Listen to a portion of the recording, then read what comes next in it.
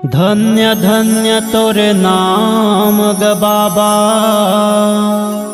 धन्य धन्य तोर धाम गा। तोर चरण के धुरना उड़ा दे, तर जाही मोर नाव गा। बोल परम पूज्य गुरु घासीदास बाबा की जय।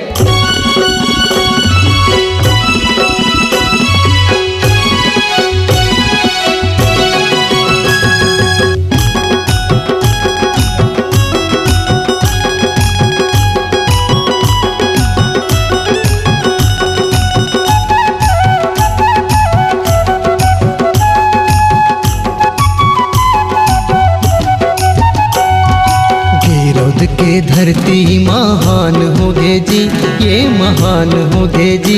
सादा झंडा सतनामी के शान होगे जी।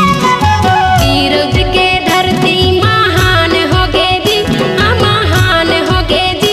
सादा झंडा सतनामी के शान होगे जी। ओ झूमो नाचो घूम के, आज झूम झूम के। सतनाम जिंदगी के सार होगे जी। गिरद के धरती महान होगे जी, महान होगे जी। सादा झंडा सतनामी के शान होगे जी। सादा झंडा सतनामी के शान होगे जी।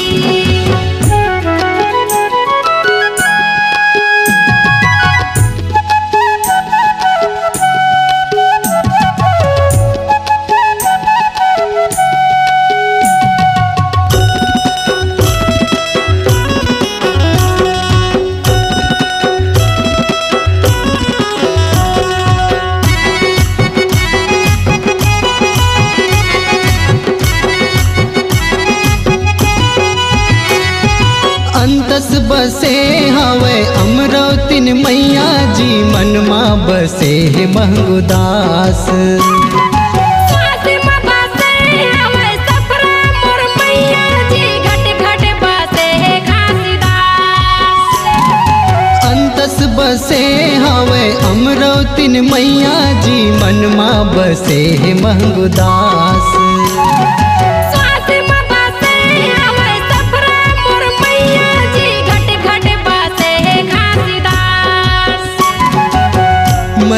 मन के है एक समान, सबला सिखाए मानवता के ज्ञान। गुरु मानी हाँ सत के परमान होगे जी। गिरद के धरती महान होगे जी, महान होगे जी। सादा झंडा सतनामी के शान होगे जी। सादा झंडा सतनामी के शान होगे जी।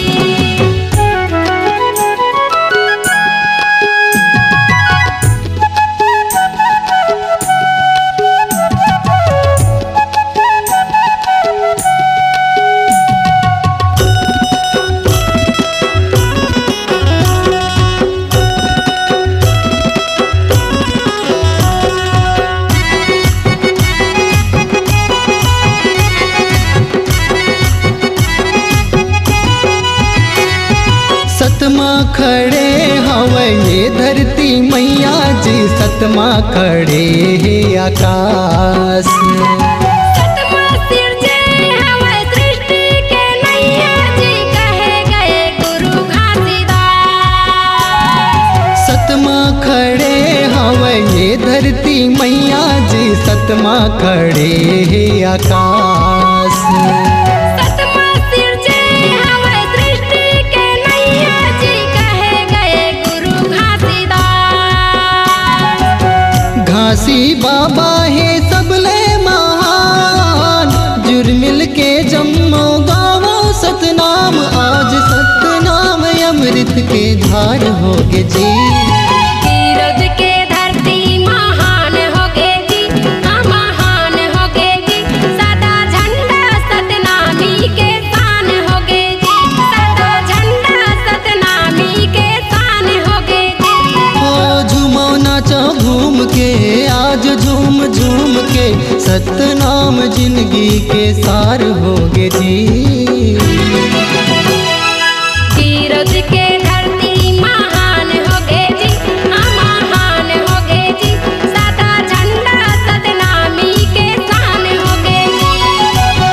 अब के धरती महान होगे जी, हाँ महान होगे जी। सादा झंडा सतनामी के शान होगे जी, सादा झंडा सतनामी के शान होगे जी, सादा झंडा सतनामी के शान होगे जी, सादा झंडा सतनामी के शान होगे जी, सादा झंडा सतनामी के शान होगे जी। अगर आप अपनी आवाज को एक नया आयाम देना चाहते हैं तो चले आइए मल्टी ट्रैक डिजिटल रिकॉर्डिंग के लिए संपर्क करें HK म्यूजिक कंपनी, कोटा डबरी, चांपा, छत्तीसगढ़।